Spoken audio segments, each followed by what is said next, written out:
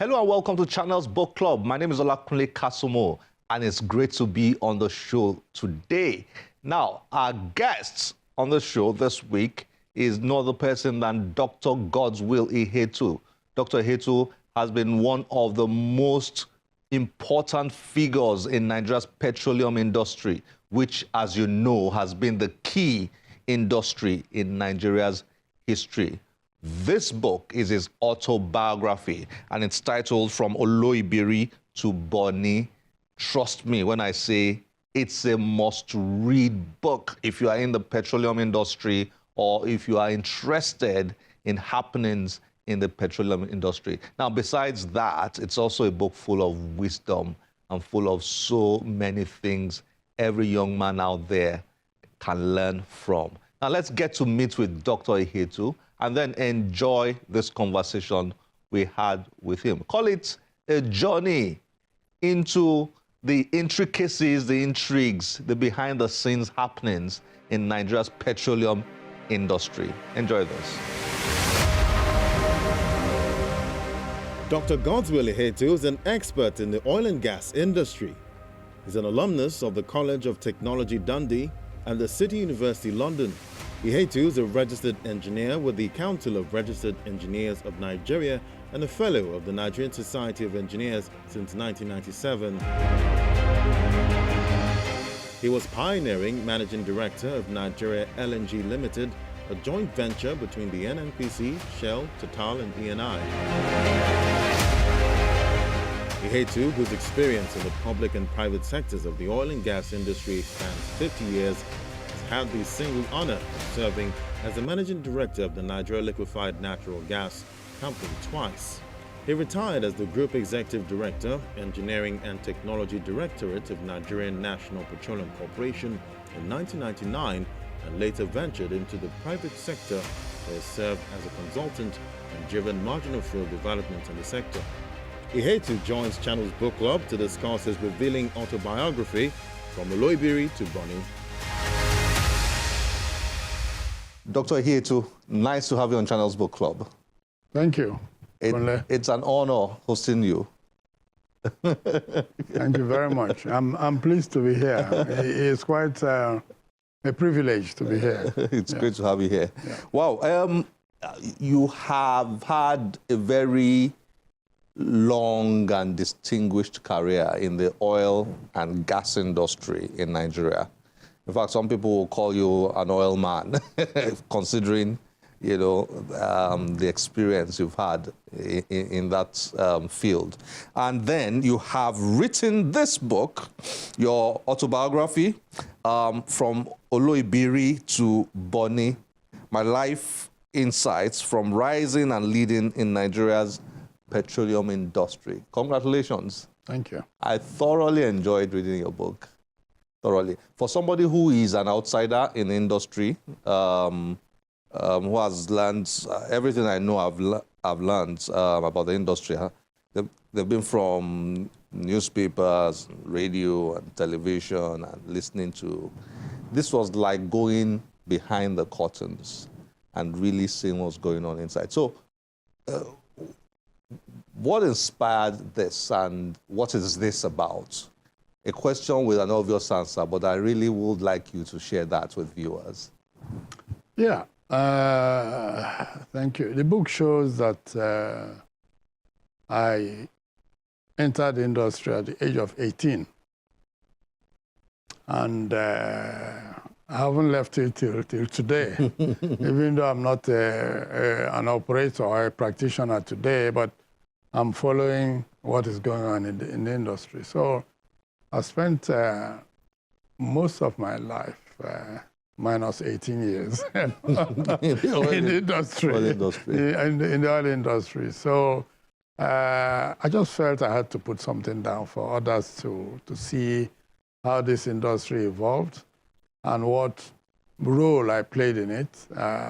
Role is a heavy word. My own part in it, I would say, my own part in it. So I hope it does capture it, and I'm very delighted that you feel, as an outsider, that you really went behind the curtain. Yes. And I'm therefore hopeful that many people like you even people who don't know anything about the industry will learn quite a bit from reading the book, yes. Let's get those viewers who are not very familiar with you, and let's get them familiar with what they will find in here. Like you rightly said, you got into the industry at the age of 18, and you started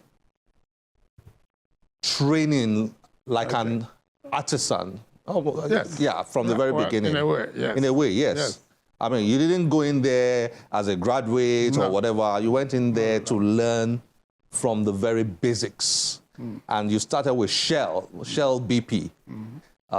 Now, can you run us a little bit through that journey without saying too much, but to provide viewers with that little bit of insights as per what they will get in here when they read this? Let me start by saying that till today, I feel passionate about training of artisans in our technical schools. Mainly because of what I learned at that early age, because we were thrown into the deep end. You know, Shell had just moved from Owerri to Port Harcourt, and they had these brand new workshops, huge things. There you had machine shop where you manufactured spare parts. You also had vehicle repair shop where all their vehicles were being serviced. They weren't going anywhere. They were doing it in that place. And then they had the diesel workshop where all the diesel engines they used for their drilling operations were serviced. So we were exposed 2 months one place, 2 months the other place. So like 6 months before I went to Yaba Tech. So they exposed us to those areas. And I like to say that I entered from the ground floor, if not the basement, really. I mean, it's more like the basement. So, I mean, then after that period, still a trainee. In those days, we used to, they used to call it sandwich course, which is 9 months, then 15 months in the field, then you go back again 9 months. So you have a sandwich, 15. You were all drilled back then. Yeah. You were all drilled. I mean, you were all really cooked, if I may use the word. Because Shell when I joined, Shell had it was just 1 year after Shell exported the first cargo of crude oil. So we're really at the beginning of... Context, we're talking about 1959, thereabouts. Am I correct? 59 I joined, yes. 58 was the first export of crude oil from Oloibiri. And 2 years before was the discovery of the field itself. One of the things about your story that struck me is the way you took critical decisions in your life. Okay. You were in Shell. Then you left Shell to go and study abroad. That was not an easy decision. No, it wasn't. Then, when you joined NNOC, leaving Shell to NNOC was another tough decision. Yeah. Then, I mean, I could go on and on. You get what I mean? I would like you to talk about that. Were you, how would you describe those points in your life? Were you conscious? Some people will talk about God bringing everything together, or destiny, or what was going on? What but there's destiny. Although we talk a lot about God, but there's destiny. For example, when I joined Shell, my school SAT result had not come out, but interviews had been conducted and they had selected the people they wanted. My mates were able to go to science school or go to higher school to do A-level so they can enter university immediately. Well, circumstances did not allow me to do that. That's what I wanted to do. But still, I went with Shell. And I didn't regret it, because even though my mates graduated before me, but I look back, many of them did not get to the level that I got, even in industry, or even in life. So I can therefore talk about it as destiny. It's not something that I planned ab initio. For example, in joining Shell at that age, we were thinking that they would actually send us to Loughborough, because they used to send young people to study engineering at the time. But it so happened that our own route was that they said, well, we have trained you to be engineering foreman. That means field guy, you know, supervising artisans. So there's nothing else we can do for you. And I said, no, I'm better than this. That's why I took off to go to the UK for further studies. And I was in the UK when the war started. And because I graduated, I couldn't go home. So I was forced to do a PhD because they wouldn't employ us. It wasn't easy to employ non-nationals. So that's why I went to do a PhD. I wouldn't have done a PhD if everything was... If there was no war. If there was no war, because my intention was to go back to the oil industry as soon as I graduated. Down the line, you joined NNOC, then NNOC got merged with the Petroleum Ministry. You wrote extensively about that, how, in your view, the whole idea of merging NNOC with the Petroleum Ministry was a mistake, which has cost Nigeria up until very, very recently. I would like you to talk a little bit about this, to provide a teaser as to what people will find in there, what you wrote about that. Well, what I tried to portray was a situation where those who created NNOC had their own vision of a private sector-led national oil company, separate from ministry, which was regulation and licensing and things like that. But in the course of that process, the ministry, by an accident of the coup of 1975, the visionaries of that private sector-led national oil company were swept away. People in the ministry, therefore, seized the opportunity to now say, we want a merger so that we don't have enough capacity to grow the national oil company. We have capacity in the ministry, so if we merge the two, we'll have a critical mass to be able to drive the national oil company. That's what happened. But all along, some of us who were in NNOC and watched all this happen, it was agonizing, you know. We couldn't say for sure that was a mistake, but hindsight, by the time we finished the process and we saw what was happening, it was clear to me that it was a mistake. And we were vindicated because by 1986, it was reversed, you know. I mean, and the interesting thing is that,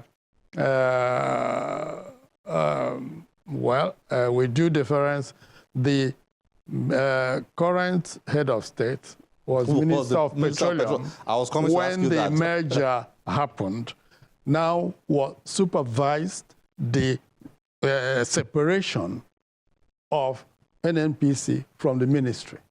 Well, my perception, it was balance. I could perceive balance in your writing because, so while on the one hand, he was in charge when that merger happened, which you criticized in your book.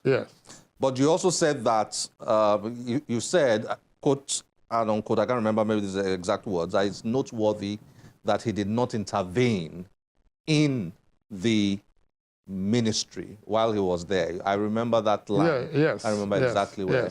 You know, and then from what you've said right now. And I think that's very important in history, to set records, you know, straight, whether or not you like an individual. You know. And I think what it is there is that the fact that one acknowledges that a mistake has been made, it takes only very few people to do that. And that's what he did. You know, in accepting to now agree to separation off the ministry from the commercial NNPC, Yeah. even though he was party to the original Yeah. concept. Yeah. Please run me through the experience of writing a book like this, because you were talking in this book, like I've pointed out, you've written about so many important, not just personal experiences, but also national experiences. So what happens when you are writing a book like this? Because you dig up memories, some pleasant, some not so pleasant, and then you need to find the balance, you know, to your stories. I know there probably will be times when you want to pull out your sword and times when you want to sheath your sword while you're writing. What was that like for you? Well, I recognize that this book will be read by a wide audience. I therefore tried as much as possible to be factual, you know, to be sure of my facts. Not just a story, but something credible, something that people will read, and if they check the facts, they'll say, yeah, it's okay. So that was very much at the back of my mind in writing it, yes. Writing, fantastic. Now, if you were to pick 3 standout things in this book, say, if you don't read anything, read this. You may not read everything, but you need to read these 3.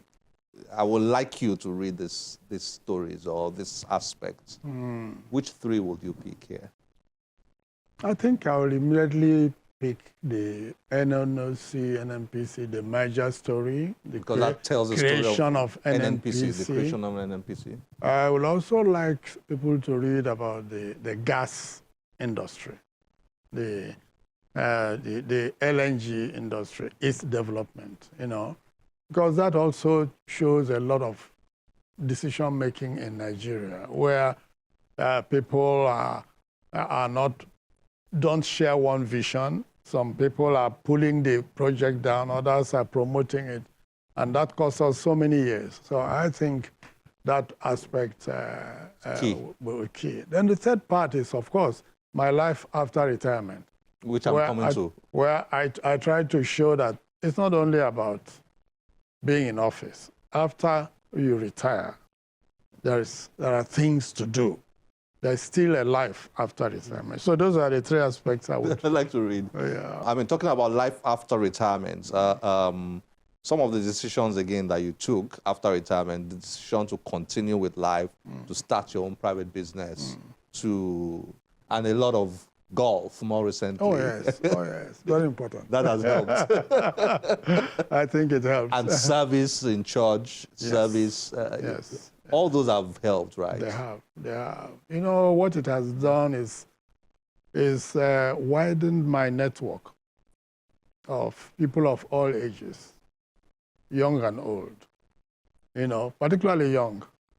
And I think that really is something anybody who is retired and, you know, getting on in age or in years should try to have a broad network. Have you just given me a longevity tip? Yes, exactly. Exactly. I think it helps. Of course, the good Lord's favor is there, but then you have to help yourself when the good Lord has favored you.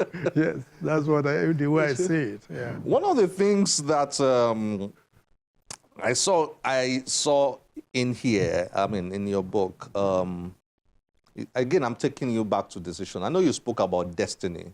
Yeah. That's on the one hand. Yeah. But I also think you were very smart with your decisions. I think when young people pick this book to read, I think that's something that they can learn from your book. Delayed gratification. I saw that. Maybe you were not conscious of that then. I don't know. Let me address that. Let me say that because you raised it. When I was living, you know, I'd come back from UK and started working in Shell again. And I was there for barely 1 year plus when NNOC started. And I remember when I was resigning, or when I resigned, they had a small party for me. And what they gave me was a clock. I said, thank you very much for this clock. It just shows me when I should take my next decision. So maybe it goes into what you're saying. It does. It was a clock. It does. I said, thank you for this clock. It does. I remember. It does. I said, you tell me when next to move. But that first decision to leave Shell, Yes. you were young. Yeah. You were making money. You were earning good money. Yeah, because we're moving around, traveling. Yes. I think you even had your house. I had a house. You had a house. I had a bungalow in there. Yeah. It's still there. Everything said, stay. Yeah. And the people who were closest to you said, My uncle said, what are you going to they do? look for again? You have a car, you have a car, you have a house. Yeah. The only thing you don't have is a wife. But you left, but you thought that, look, let me go to Scotland, right? Where did you go? Yes, Scotland. yeah. Let me go and get more education, and that is better for my future. Yeah. And you took that decision. Because I knew I could do better. I mean, in school, secondary school, I was among the best. Well, let me not say the best. I'm among the best. Division 1, how many alphas, you know, in the right subjects. So, and I saw my mates also, university coming out. By the time I went, they had graduated. You know, so I still had my eye on, no. I can do better. This is not what I can do. I can do better than this. One of the reasons why people in NNPC, I hope they are listening, should read this book is, you know, I mean, all the stars of the oil and gas sector, I see a lot of names here because, I mean, these were your contemporaries. I interacted with them. Either your colleagues or your bosses or your subordinates and all that. It's names that I find very interesting. Some of them, a lot of them are all listed here. So this, in many ways, while it is your autobiography, is also in many ways a book of the history of the oil and gas industry. And that is why I found Austin Avoro's comments very, very interesting. Where he talked about the history in one man, although that's a bit of, going a little bit too far. But I can see why he said that. Because here was I, 1959, all the way to, 1999, and still involved in it. Petroleum Club issues, policies issues. Participated marginal field with again young men, and I was like grandfather or whatever. So I was lucky to have all these kind of interactions. Do you get called by, say, the board of NNPC or whatever? Do they? Because here was I thinking that, look, people like you, you're like living, breathing encyclopedia, and all that. I'm saying, do they tap into, do you experience that? You get called to retreats to speak? Do you get invited by the presidency on what's going on in the oil and gas sector? People like you, do you have like, if you get what I mean? Unfortunately, no. It's like good riddance to bad rubbish. Oh my goodness. No, I mean, I'm being blunt about it. Wow. That was the kind of impression one got. The day we were fired in 1999, the Obasanjo was inaugurated in the morning. In the afternoon, we were in the news. The entire executive fired. Just like that. Everybody. So, with that kind of attitude, how would anybody invite you? They would say, these people must have committed terrible things in their lifetimes. So it didn't happen. But I have to credit the current president. Dr. Hetu, thank you very much for joining us on Channels Book Club. Thank you. It's been a pleasure. Thank you for having me. Thank you, sir. certainly a few minutes can never do justice to what Dr. Heto has written in this book. It's just so loaded. You want to read this, very eye-opening. We look forward to your feedback through any of our social media platforms displayed on your screen. Send us a note, a question, an inquiry, feedback. Let's get to know your thoughts about this episode. We are working hard to make sure it gets better and better just for you. My name is Olakunle Kasumo. Remember, one great book can change your life. Bye-bye.